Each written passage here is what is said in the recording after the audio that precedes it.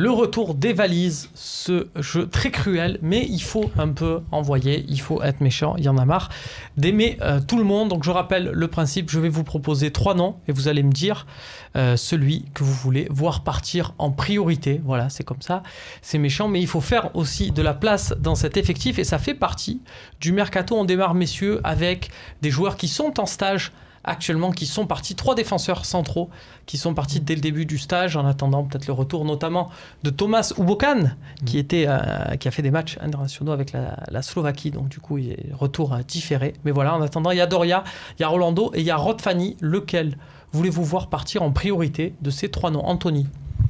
J'aime beaucoup la personnalité de Rod Fanny, mais il a fait pas mal d'erreurs cette saison quand même, donc arrivé à un certain âge, bon... pour moi, Rod Fanny devrait partir. Tu le fais partir comment? Il lui reste un an de contrat. Est-ce que tu penses qu'il peut boucler la boucle dans une autre formation de Ligue 1? Tu lui proposes une reconversion dans le staff immédiate un transfert, je pense pas qu'il y ait des clubs qui vont s'aligner dessus. Donc, plus un arrangement à l'amiable pour une rupture de contrat, parce que à son âge, tout ça... l'expérience qu'il a, les gens ne mettront pas d'argent dessus. Ce sera des petits clubs qui vont se tourner vers lui, je pense. D'accord. Toi, Sébastien, les valises pour Doria. C'est celui dont on peut tirer un petit peu d'argent encore. Pour moi, il n'a rien montré de fou quand il a eu sa chance, notamment l'année dernière. À côté de ça, il y a Rolando ça reste quand même sur l'année dernière un de nos meilleurs défenseurs centraux. Donc pour moi, je le garderai. On sait qu'il va arriver d'autres joueurs à ce poste, mais il peut très bien, un rôle de doublure lui irait très bien, ça me satisfait. Rod Fanny, alors c'est vrai qu'il a été beaucoup critiqué, mais en effet, à un an de la fin de son contrat, Rod, il est quasiment certain de rester. Je pense qu'il peut apporter son expérience aux plus jeunes.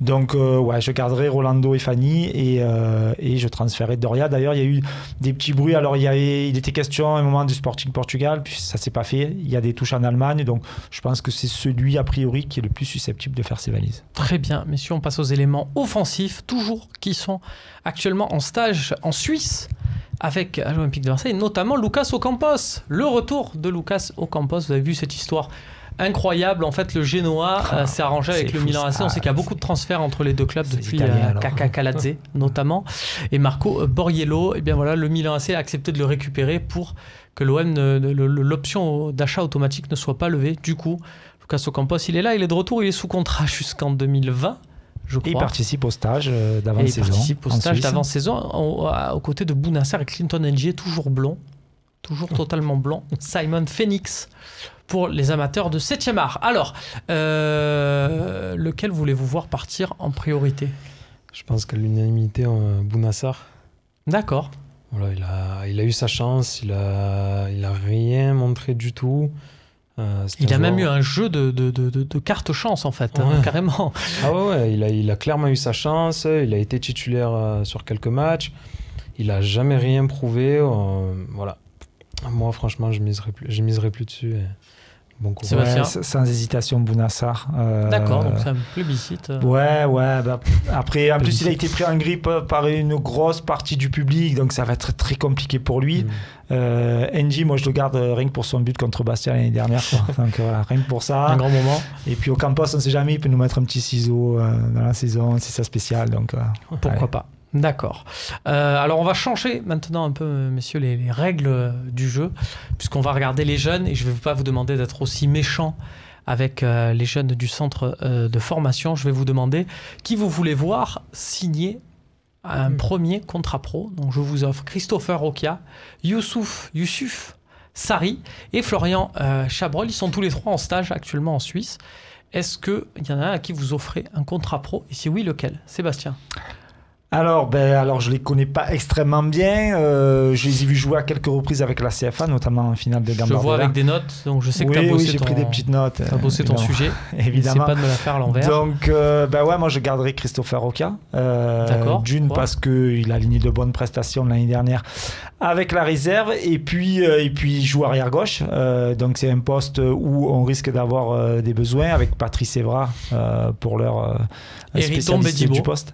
Et Henri Bédimo. Bedimo, mais donc du coup, voilà, tu apportes de l'eau à mon moulin. Donc Harry Bedimo, donc ouais, Rokia pour moi, j'aimerais bien le voir à l'œuvre avec les pros cette saison. Anthony? J'ai essayé de suivre l'équipe première déjà pendant mon voyage, donc c'est déjà bien. Les jeunes, je les connais pas du tout à part sur Football Manager, parce que bon. Eh ben voilà, tiens, tu vas nous donner un avis sur Football Manager, c'est lequel le meilleur? Chabrol. Ouais, sur Football Manager, Chabrol. Mais après, voilà. Non, mais des fois, écoute. Doria, c'était. Des fois, ça marche. Des fois, ça marche pas. On embrasse bien sûr Maxime Tsigalko et Alexandre Melachenko qui ont fait les beaux jours de mes parties seulement. C'est pas aller chercher plus loin. On finit, messieurs, en termes avec les valises sur pareil, je digresse un peu, je change les règles. Je vais vous donner les 3 attaquants, 3 rumeurs de transfert et vous allez me dire celui que vous voulez voir le moins signé à l'OM. Alors c'est paradoxal, là je sais qu'on est d'accord, si je vous dis Baka, Jovetic ou Giroud, vous allez tous me dire ok, n'importe lequel, on prend. D'accord, mais là vous allez me dire celui pour lequel vous allez être le moins content. Vous voyez un peu ce que je veux dire, la signature qui vous ferait le moins plaisir. Sébastien? Alors je vais faire le difficile, je vais dire Jovetic. D'accord. Jovetic parce que j'ai l'impression que dans le registre, Baka et Giroud sont plus de vrais attaquants, qui sont fait de vrais buteurs. Lui, il est plus chanteur de rock indé anglais, c'est ça? Voilà, c'est ça. Non, mais je pense que Baka et Giroud sont plus buteurs que Jovetic. Alors, je fabule peut-être, mais voilà. Donc, dans le système dont je parlais tout à l'heure. Si Jovetic, t'es content ou même pas? Oui, après, tu me demandes de choisir. Oui, voilà. Non, mais justement, c'est une nouvelle question. Est-ce que si t'es content ou pas? Oui, je suis content. Mais tu préfères Baka ou Giroud? Voilà, on est d'accord. Anthony? Pareil. Stéphane Jovetic, pour moi, c'est pas le... à mon avis, c'est pas le profil recherché vraiment par la stratégie de jeu. Je vois plus un Carlos Bacca ou un Olivier Giroud. Et alors, même question, si t'es content quand même ou... Évidemment, on va pas cracher si c'est Germain Jovetic l'attaque à l'année, ça va? Ben voilà, moi je pense que c'est pas complémentaire. Voilà, pas du tout. Je pense que Germain Jovetic, c'est pas vraiment complémentaire pas pour du moi. Tout. Voilà. Ah oui, non, mais c'est comme un Germain Gamero, c'est pas complémentaire. On est bien d'accord. D'accord, très bien.